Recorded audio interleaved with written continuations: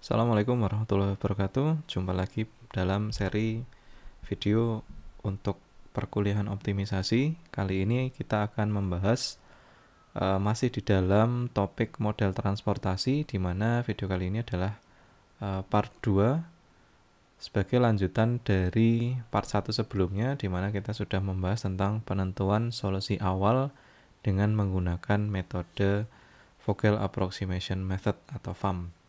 Nah, seperti yang kita tahu bahwa di model transportasi kita memiliki dua tahapan, yaitu pertama adalah penentuan solusi awal, kemudian dilanjutkan dengan penentuan solusi optimum. Nah, pada video kali ini kita akan membahas tentang part 2, yaitu penentuan solusi optimum, yaitu dengan menggunakan metode MODI. Nah, ini slide-nya Anda sudah bisa lihat juga di part 1 sebelumnya. Ini adalah petunjuk penggunaan metode MODI. Ini yang slide pertama, kemudian ini adalah slide selanjutnya.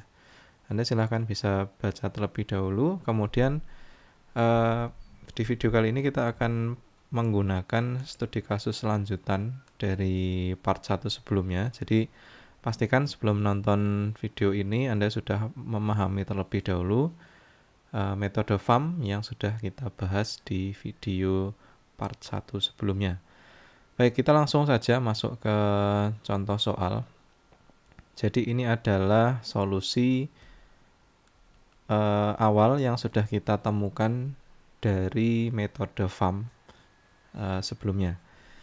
Nah, di sini kita punya beberapa alokasi yang sudah kita hasilkan dari metode VAM, di mana ada beberapa pengiriman dari pabrik tertentu. Kita punya 4 ya, termasuk dummy, 4 pabrik, 4 source, kemudian akan kita kirimkan ke 3 kota. Ada ada kota atau ada pabrik yang kita tugaskan untuk mengirimkan ke kota tertentu, namun juga ada pabrik yang misalnya pabrik 1 tidak mengirimkan produknya ke kota 1 dan seterusnya. Jadi ini hanya solusi awal dari transportasi, pengiriman barang dari sumber ke tujuan tertentu. Nah, di metode MODI sendiri kita menggunakan elemen U dan elemen V, di mana setiap barisnya itu adalah U. Karena di sini kita ada 4 sumber, maka U1 sampai dengan U4. Kemudian karena ada 3 kota atau ada 3 tujuan, maka ada V1 sampai dengan V3.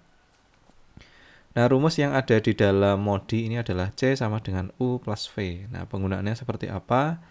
Jadi kalau di MODI, C itu adalah nilai cost atau yang ada di dalam kotak kecil yang sudah teralokasikan. Jadi kalau di sini saya berikan tanda kotak warna kuning.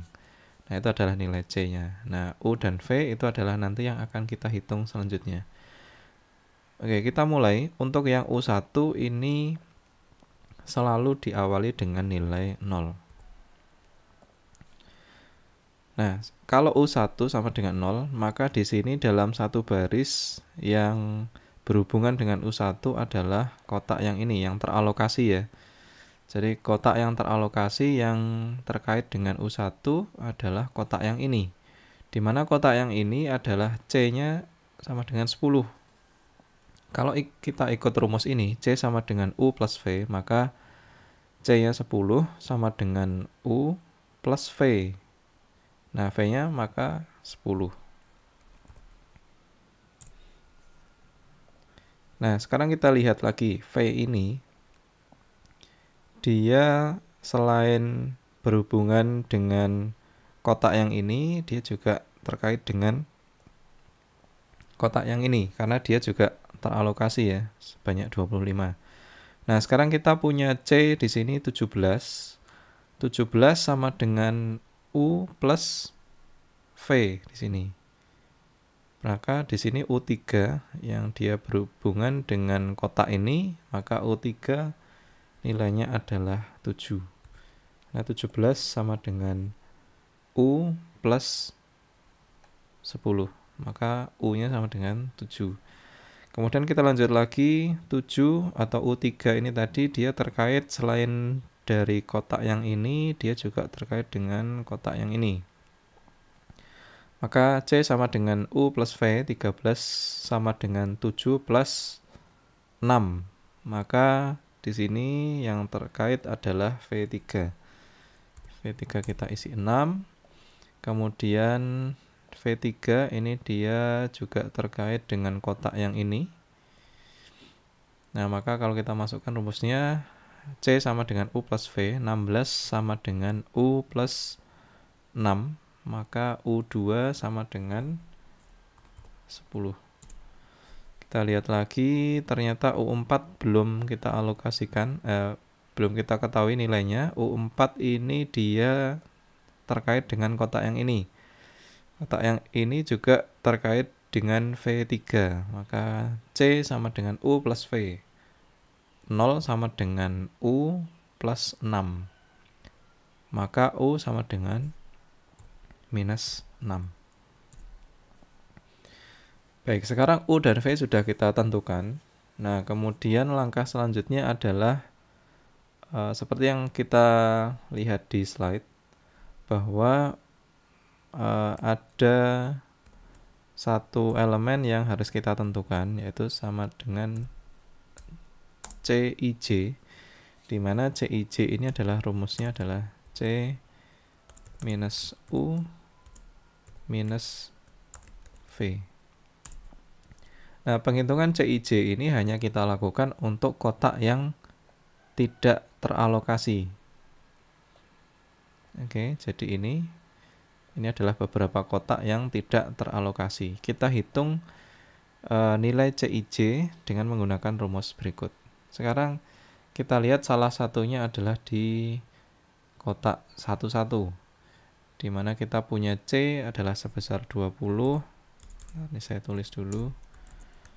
C11 sama dengan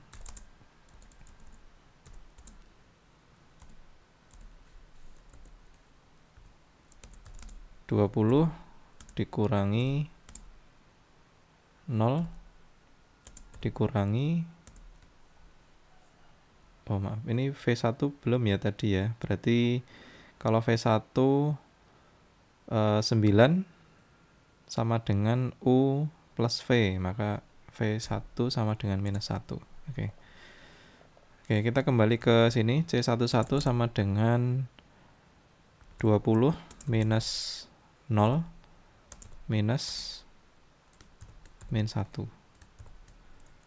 Oke, berarti sama dengan 21. Kemudian kotak yang belum teralokasi selanjutnya ada C13, maka sama dengan 14 dikurangi 0 dikurangi 6.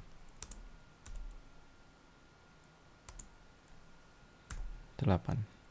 Dan seterusnya, nanti Anda teruskan sampai semua kotak yang tidak teralokasi kita sudah hitung nilai CIJ-nya. Baik, saya sudah siapkan hasil penghitungan yang sudah jadi kurang lebih sebagai berikut. Semua nilai CIJ dari setiap kotak kosong sudah kita tentukan. Dan ternyata ada satu nilai yang negatif, yaitu di C42. Karena ada satu nilai yang negatif, maka kita bisa simpulkan bahwa solusi yang dihasilkan dari metode FAM, solusi awal tadi, itu belum merupakan solusi yang optimum. Karena ada nilai negatif, yaitu C42, yaitu pengiriman dari pabrik 4 ke kota 2. Nah, ini penyebabnya ada di sini tadi yang membuat nilai CIJ menjadi negatif. Nah, karena penyebabnya di sini dan ini juga belum optimal, maka kita lanjutkan ke iterasi kedua. Nah, karena penyebabnya ada di C42, maka di kotak ini itu seharusnya kita mengalokasikan sejumlah unit untuk bisa dikirimkan dari pabrik dummy ke kota nomor 2. Nah, caranya seperti apa? Untuk di kotak ini itu dia akan kita tambahkan unit tapi tanpa harus mengubah status yang ada di paling bawah dan yang ada di paling kanan, yaitu jumlah total supply yang ada dan jumlah total demand yang ada. Jadi kita nggak boleh mengubah itu. Yang kita harus modifikasi adalah kotak yang ada di sekitarnya. Kalau kita lihat, kalau misalkan ini kita tambah X gitu ya, sejumlah X, maka yang akan berdampak adalah secara langsung adalah yang atas, karena ini nanti akan mempengaruhi nilai sebelah sini dan juga di sebelah kanannya, karena nanti akan mempengaruhi nilai yang ada di sebelah sini. Nah, untuk yang di kotak bagian ini juga secara tidak langsung nanti akan terpengaruh. Jadi kalau misalkan ini saya tambah dengan nilai X, maka ini harus kita kurangi dengan nilai X. Ini kita tambah dengan nilai X. Dan ini kita kurangi dengan nilai X. Kenapa kita lakukan seperti itu?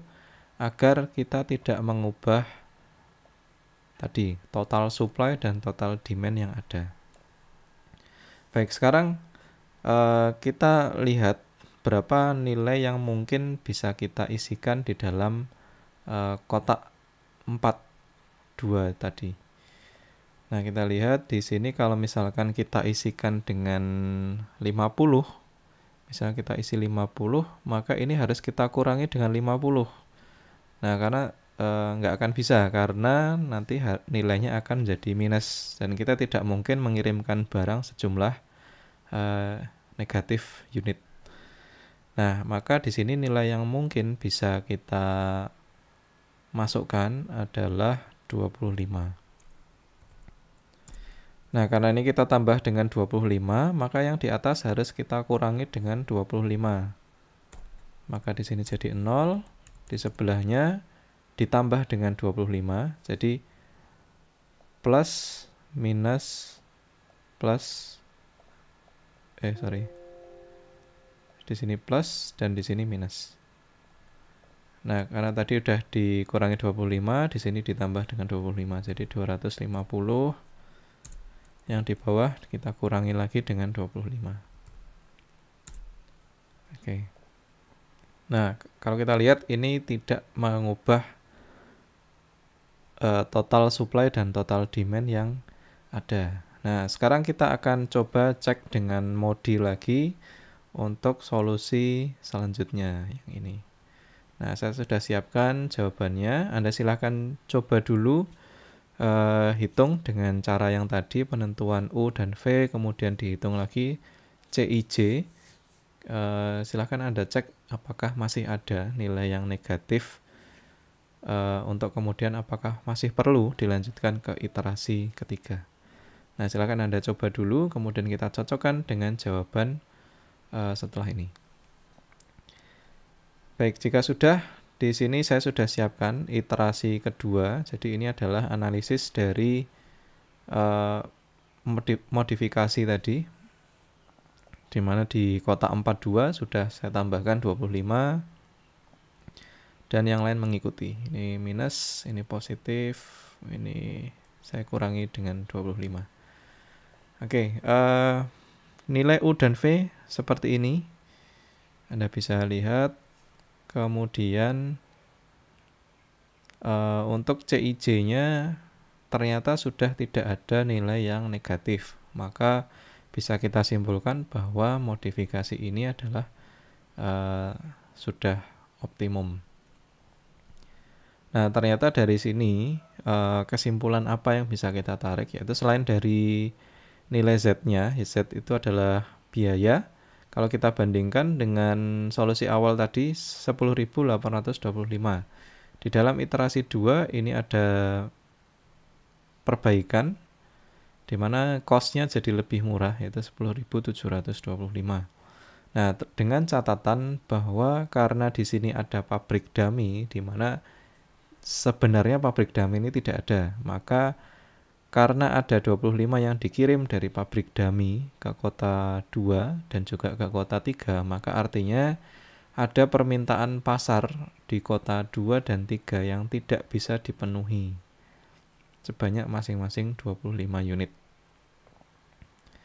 Oke, jadi ini kesimpulan dan juga hasil dari metode MODI. Jadi dengan metode FAM sebelumnya kita modifikasi untuk kemudian bisa dihasilkan solusi yang lebih optimum. Baik, demikian video kali ini. Nanti silahkan Anda coba kembali. Kurang lebihnya mohon maaf. Wabillahi taufiq wal hidayah. Wassalamualaikum warahmatullahi wabarakatuh.